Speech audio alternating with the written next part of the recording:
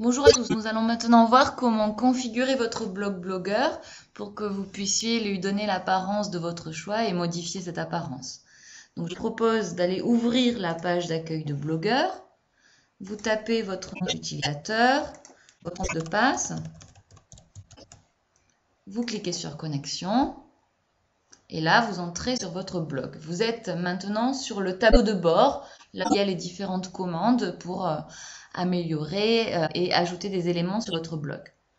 Juste à gauche, vous voyez que nous avons des éléments pour afficher le profil, le modifier, ajouter ou modifier une photo. Donc c'est assez simple à faire, je ne vous le montre pas, mais pensez-y, c'est mieux pour vos visiteurs.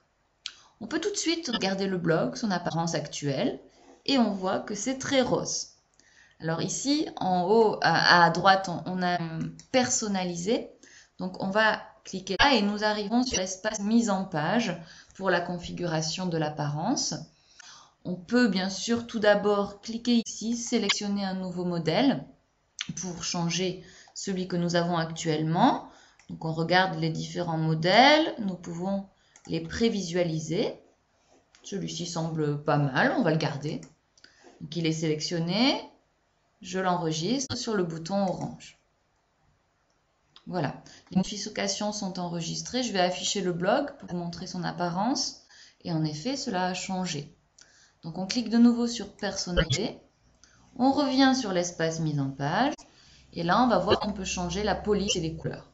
C'est très simple, en haut vous avez les boutons de commande, en bas l'affichage actuel du blog. Donc si par exemple je veux changer la couleur du titre, je clique ici, puis je sélectionne une couleur, mais on a le choix. Et je vois que ça a changé, c'était marron, maintenant c'est bleu. Ici en bas, on peut changer aussi la police du titre, le type de caractère. Pour la police du titre du blog, je peux prendre Arial, trébucher, etc.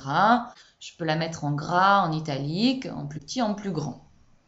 Quand vous avez modifié ce que vous voulez, là je vais garder les caractères, j'enregistre les modifications. On peut afficher le blog, mais ce n'est pas nécessaire. On va revenir dans mise en page à éléments de la page.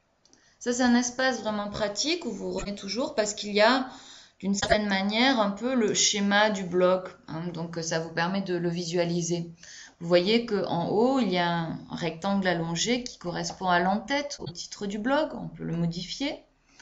Nous avons aussi l'espace des messages qui est vide. On peut le voir, on l'a vu tout à l'heure, mais on va bientôt mettre des messages. On a déjà 3 gadgets, des petits aimants en plus. Qui êtes-vous? C'est le profil. Abonné fidèle, c'est un espace pour permettre aux lecteurs de devenir membres de votre blog. Et quand on aura vos messages, ils seront classés dans les archives. Alors on va essayer d'ajouter un gadget. On a une fenêtre qui s'ouvre, une liste de types de gadgets, images, diaporamas, texte, etc. Ajoutons un texte. Voilà, par exemple, on va dire « Bonjour » pour le titre et un petit texte. Voici, la programmation de notre festival. Voilà, vous pouvez changer les caractères. Avec programmation, on peut le mettre en gras, en couleur si on le souhaite. Le P en couleur, ça serait mieux aussi. Et voici. Donc j'enregistre si j'en suis contente. Et je peux toujours enregistrer ici et afficher le blog. Et on peut voir que ce petit cadre correspond au gadget que nous avons ajouté, la programmation du festival. Alors on va revenir dans personnaliser. On retombe sur éléments de la page, toujours dans mise en page. Et on va essayer d'ajouter un autre gadget. On peut en mettre aussi en bas. Il y a toujours des espaces libres pour permettre d'ajouter un gadget. Et là, je vous propose d'ajouter un code HTML, un code de programmation. Donc la fenêtre s'ouvre et on va aller dans un document Word que j'ai créé où j'ai trouvé sur Internet le code d'un dictionnaire.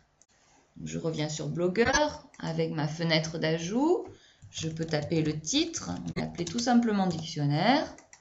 Et ici, je colle le code qu'on vient d'enregistrer encore ici.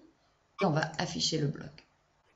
Et si on descend un petit peu sur la page, nous remarquons que le dictionnaire est là et il nous renverra sur une autre page internet pour chercher des définitions, des homonymes, des synonymes, des conjugaisons, etc.